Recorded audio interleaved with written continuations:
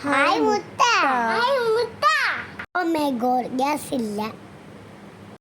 അതിപ്പോ വെറുതെ ഓണാക്കി. എന്താ ഇത് നോക്കാം.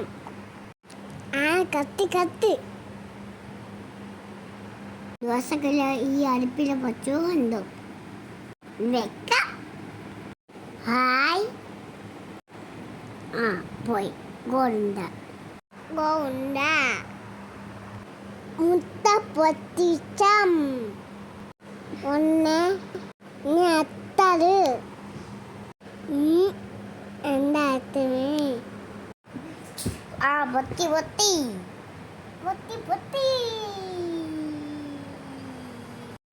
എന്തായാലും ഈ മുട്ട പൊരിക്കണമല്ലോ. ഇനിയിപ്പോൾ എന്ത് ചെയ്യും? കറണ്ട് അടുപ്പും വർക്കല്ല, ഗ്യാസും ഇല്ല. പുറത്താണെങ്കിൽ നല്ല ചൂട്. വെയിലത്ത് വെച്ചൊന്ന് പൊരിച്ച് നോക്കിയാലാ? നോക്കാം. നല്ല ചൂടുണ്ട്. എന്താവുമെന്നൊന്നും അറിഞ്ഞുകൂടാ.